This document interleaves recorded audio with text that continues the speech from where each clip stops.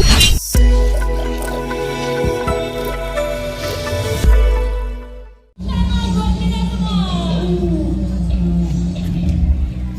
nuwun, terima kasih. Terima kasih partisipasinya Bapak Ibu semua. Boleh kembali duduk. Hadiah lagi. Hadiah lagi. Sebentar, sabar Bu. Kasihan nih mas-masnya yang mau menghibur kita nunggu dari tadi. Siap. Semoga yang tadi ikut nyanyi di tengah lapangan Ritual ini hadiah apa nyanyi?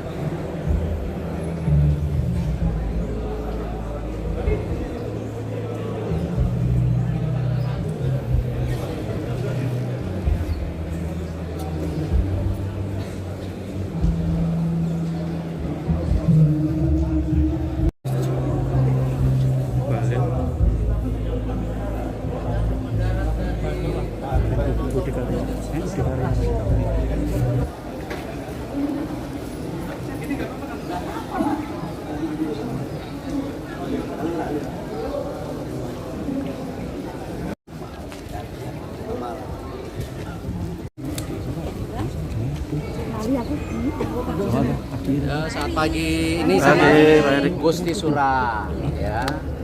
Jadi alhamdulillah hari ini tadi kan ngunduh mantunya itu kan di Loji Gandrung. Tadi udah di semua acaranya di sana, baru naik kereta ke sini. Dan tentu adat istiadat kita juga hormatkan di sini. Jadi di sini kan lebih tasakuran lah gitu ya. Jadi bukan sesuatu yang kita merubah adat istiadat yang kita sudah pahami dan hormati gitu. Dan seperti yang saya sudah sampaikan, bagaimana acara ini juga melibatkan masyarakat. Ya, ini bukan sebuah acara hanya buat beliau-beliau, tetapi beliau sendiri kan bagian dari masyarakat Solo. Jadi ini menjadi bagian besar. Dan tentu kalau ada pertanyaan dari yang lain silakan. Pak, kalau dari Loji Gandrung ke sini tadi naik kereta kencana itu, apakah juga dari bagian kirap nanti? Iya, rencana gitu. Jadi itu ada kurang lebih 9 sampai 10 kereta ya. Di mana nanti pengantin menyapa, lalu masyarakat ya beraktivitas normal. Tapi kan di situ juga kita siapkan bagaimana ada pesta rakyat, ada 9 titik ya, 8 titik kegiatan, ada musisi dari masyarakat, kesenian dari masyarakat ya, kita libatkan lah. Jadi acara yang berlangsung setiap hari Minggu, kegiatan masyarakat ya tetap berjalan aktivitas normal, tidak ada gangguan. 9 panggung itu di mana, Pak? Tadi titik-titiknya ada, kan kita mulai lewatin. Saya detailnya nggak gitu ingat, cuman kanan kiri ada 9. Itu hiburannya apa Pak? di Car Free Day itu ya. Hiburannya apa Pak di panggung-panggung Tadi itu? hiburan masyarakat. Ya, Jadi tidak ada pakai artis, Pak. Pakai artis? Artis nasional mungkin? Pak? Artis nasional? musisi lah, teman-teman yang masyarakat di Solo gitu. Seniman Solo apa ya? Ya, Seniman masa Solo. musisi gedongan terus gitu. Musisi rakyat masih diangkat ya, dan ini hal yang positif supaya juga dikenal, apalagi ini kan nanti diliput oleh banyak media ya kan. Ya, ini menjadi bagian bagaimana komunitas itu kita libatkan gitu ya. Pak, ada Kan Bapak sebagai Menteri BUMN sibuk Pak, apakah Bapak masih sanggup mengurus kawinan Ya, Kaisang? saya rasa begini, kan Mas Kaisang itu sudah seperti keluarga saya, ya, keponakan lah. Sehari-harinya juga kan sama Mas Aga, itu ngurus bola ya kan. Tiap minggu juga ketemu. Nah, ketika kami keluarga sama Kanjeng Gusti ini udah kenal lama, ya ya kita saling membantu. Kalau ada yang susah, ada yang perlu bantuan, kita lakukan. Dan konteks-konteks itu saya rasa sebuah hal yang maklum dan biasa. Dan saya juga pastikan kerja-kerja saya didukung tim kok. Ya, perusahaan-perusahaan BUMN itu punya direksi, komisaris, wakil menteri, semua bekerja dengan baik. Dan saya sendiri Senin sampai Jumat memastikan ya kegiatan-kegiatan ada BUMN berjalan dengan baik. Kemarin saja saya ke Danau Toba, salah satunya melihat bagaimana kita ferry ASDP yang selama ini tidak beroperasi di Danau Toba, kita sudah aktifkan kemarin 2 untuk mendukung apa? Komunitas yang ada para wisata nasional. Belum lagi kemarin di Danau Toba kan kita juga menanam pohon, ya penghijauan. Itu yang kita mau dorong, ya jangan tercampur-campur. BUMN ingin memaksimalkan yang namanya aset-aset sejarah nasional menjadi bagian dari para wisata. Kita juga bekerja sama dengan Kemangkunegaraan, itu ada taman yang tahun 1920, tidak ada hubungan dengan kawinan nih, jangan dicampur-campur loh. Itu bagian aset sejarah yang memang mau dikembalikan supaya ini menjadi aset yang baik dan untuk Solo juga jadi positif, banyak tujuan wisata. Kita lakukan juga di Bakauni, nanti di Bakauni ada Krakatau Park yang bulan Maret, Mei tahun depan jadi. Ya seperti Jatim Park. Nah, ini kita mendorong bahwa para wisata itu menjadi bagian, ya kawinan sendiri, Menteri BUMN sendiri, para wisata sendiri gitu. Untuk persiapannya sudah keseluruhannya udah berapa persen? Wah, harus kita cek per hari ya.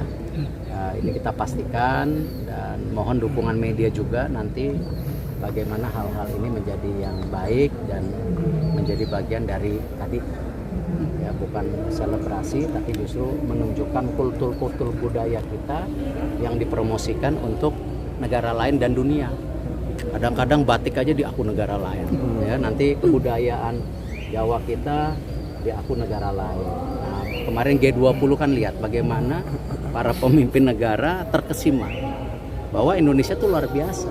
Dulu Asian Games juga terkesima. Nah, ini menjadi bagian lah bagaimana kita mempromosikan. Ayo yang lain. Pak, untuk penegasan saja Pak, untuk yang di Mangkunegaran di mana dan jenengan sebagai apa? Ya saya membantu. Ya, Ketua panitia atau bagaimana? Saya membantu ya. Yang terpenting acaranya berjalan dengan baik, perlu dukungan media, masyarakat, semua pihak. Ya kita berharap juga nanti pada acara-acara tersebut ya tetap Solo bersih, jangan malah nyampah. Ya keamanan terjaga. Nah, ini yang kita harapkan ya supaya kita kembalikan Solo menjadi salah satu tujuan wisata nasional dan dunia. Dan ini kan bagus untuk membuka lapangan pekerjaan, UMKM, kan ini hidup. Kemarin Solo ada Munas ini, acara ini, Hari Santri ini kan luar biasa ekonominya. Nah, ini yang kita harapkan ya. Ada nggak Pak hal sakral yang saya ngikut beliau ini. Terutama yang di sini ya. Kalau di sini saya yang di sini yang mungkin hal-hal sakral atau yang perlu dipertimbangkan dalam penataan, mungkin harus menghadap kemana dan lain sebagainya karena Kalau untuk penghadapan itu sudah nanti bisa lihat langsung ketika acara. Tapi kalau yang jelas di Mangkunegaran itu tidak ada adat. Jadi prosesi adat sama sekali tidak di Pura Mangkunegaran. Tapi di Loji Gandrung seperti yang sudah disampaikan oleh Pak Menteri. Jadi di sini hanya tasyakurannya Pak Erik, bukan Pak Menteri ya ini. Jadi memang di sini hanya tasyakuran. Jadi adat semua di Loji Gandrung. Berarti konsepnya kayak gala dinner. Iya, hampir mirip dengan gala dinner. Tapi syukuran lah, syukuran. Gitu. Tidak ada sama sekali. Tidak ada sini. Apakah ini merupakan yang pertama atau mungkin masyarakat umum lain juga boleh nanti sekiranya mau bikin syukuran di sini seperti itu? Itu bisa dibicarakan nanti. Tujuan. Sudah ada prosedurnya juga. Ya, tujuan kita membangun. Gimana? Kalau Mas kan Mas Kaisang di luar Mangkunegaran baru pertama kali. Ya baru pertama kali. Tapi kan memang dia kan putra Bapak Presiden. Gini, kalau menurut saya gini loh. Contoh kemarin di GWK. Itu kan juga sebuah tempat yang sangat untuk masyarakat Bali juga hormat ya, karena ada dibangun patung yang sangat besar. Nah, tetapi itu kan sendiri fasilitas itu bisa dilakukan untuk ya mencari daripada peningkatan perekonomian dengan mempertunjukkan budaya. Yang namanya negara pop culture itu kan bagaimana kebudayaan itu dijadikan bagian dari pertumbuhan ekonomi. Ya, contoh dari Kemangkonegara yang sangat indah, sangat bagus ini, kan memang sehari-harinya memang sudah banyak wisatawan yang masuk. Tetapi apa tidak baik kalau tempat yang ini justru menjadi bagian pembelajaran buat generasi muda kita ke depan. Ingat loh, sekarang coba teman-teman media tanya sama generasi Gen Z, kenal nggak band titik-titik? Nggak kenal kadang-kadang. Nah ini gap ini yang kita harus dekatkan, terutama apa? Di sejarah dan budaya. Ya kalau musik memang kan nggak bisa kita atur, beda-beda. Tetapi kalau yang namanya budaya dan sejarah, lintas generasi mesti mengerti. Nah disinilah kenapa tadi saya jelaskan kami dari Kementerian BUMN mendukung pembangunan aset nasional tidak hanya di Kemangkonegaraan, ada di Lampung. Iya, Kemangkonegara. Nah, itu juga hanya tadi di sini, kita juga di Lampung, di Riau, nanti di Sawalunto kereta api si hitam yang berhenti nanti Januari jalan lagi. Itu kan UNESCO. Ibrahim itu di UNESCO gitu. Nah, inilah sejarah-sejarah ini yang kita mau angkat menjadi bagian pembangunan pariwisata nasional. Ya. Tapi fokus di aset BUMN atau aset pemerintah daerah yang dikerjasamakan dengan BUMN. Pak, nanti berapa Jadi nanti undangan? ada 2 sesi di Undangan, Pak? Mangkunegaran Pak ya? Kenapa? Untuk acaranya malam ada 2 sesi pagi sama Rencananya ada 2 sesi karena kita tidak mau juga istilahnya ini yang udah terawat bagus ini nanti menjadi juga tempat yang tidak terawat ya. Kita harus pastikan sesuai dengan kapasitas ya. Nanti tamu juga kita akan keluar lewat sisi sana ya, di sini gimana kita perhatikan, makanya ada 2 sesi gitu. Berapa undangan Bapak? Kenapa? Berapa undangan nanti? Ya secukupnya. Katanya kan Mas Kaisang kemarin bilang kalau ada 3.000 undangan untuk tanggal 10 dan 11. Ya secukupnya kan. Ya, kalau misalnya- Ya nanti dibagi kan, kita belum tahu kan, misalnya gini. Kalau ada tamu negara atau perwakilan duta besar, itu kan ada protokol. Ingat kemarin di G20, lebih ribet protokol dibandingkan acaranya ya. Nah, jadi ini yang kita jaga tadi, bagaimana perputaran tamu supaya jangan tadi ya apalah terlalu padat gitu. Karena kita ada undangan daripada tamu negara kan, kayak Pak Presiden nggak mungkin tidak undang duta besar gitu, nggak mungkin. Lalu nanti kalau undang duta besar, gubernur nggak diundang, loh kok mau hormati yang asing? Kita yang bekerja keras bersama-sama saat COVID tidak, salah lagi ya. Belum lagi pimpinan lembaga tinggi, BPK, DPR, MPR, DPD gitu kan, pasti kan ada protokolnya. Nah karena itu memang waktu-waktunya juga ya kita ini kan, apalagi Mas Kaisang temennya banyak, ada dunia sepak bola, dunia usaha, belum teman-teman YouTuber ya kan, banyak juga. Nah ini kan mesti atur ya, karena kenapa kita harus atur bagaimana ini baik, jangan sampai juga berlebihan.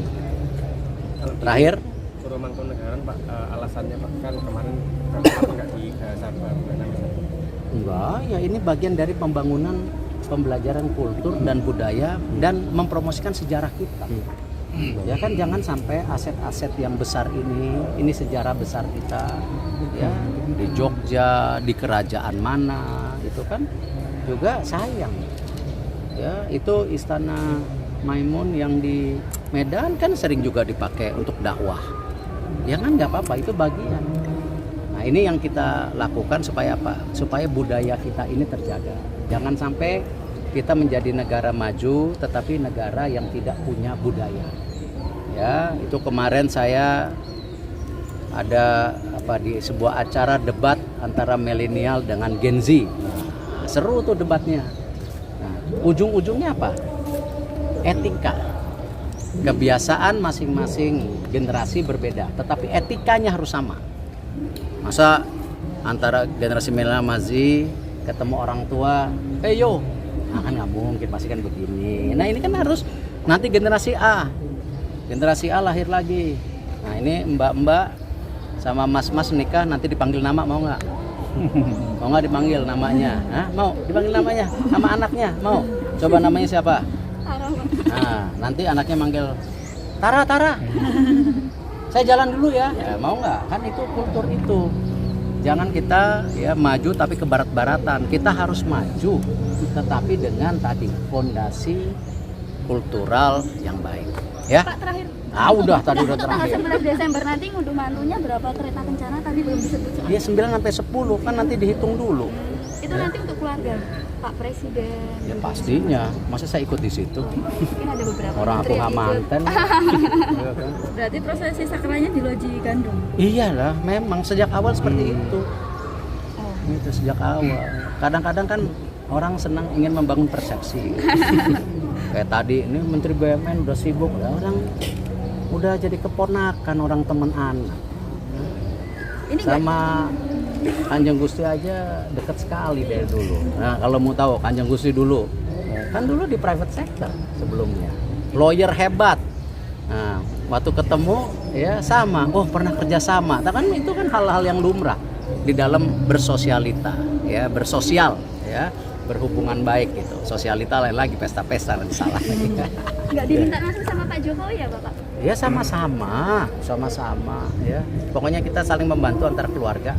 Ada keluarga yang sakit, ada yang terluka, ya kita harus bantu. Apalagi masyarakat yang kita bantu. Nanti ngantor di sini nggak sih Pak? Nanti di Ya dalam enggak pagi? lah, orang ini pulang nanti. Ini Ngantornya tetap di Jakarta. Sabtu Minggu urusan pernikahan. pribadi. Boleh dong, masa Sabtu Minggu nggak boleh? Secara keluarga. Iya kan? Ini berarti masih gladi ya Pak tadi? Masih gladi supaya masyarakat tidak terganggu, ya. Ya, makasih ya. Makasih Pak Erik. Tadi makan secukupnya, mohon maaf ya. Nanti kapan-kapan ditraktir. Siap. Tanggal berapa kita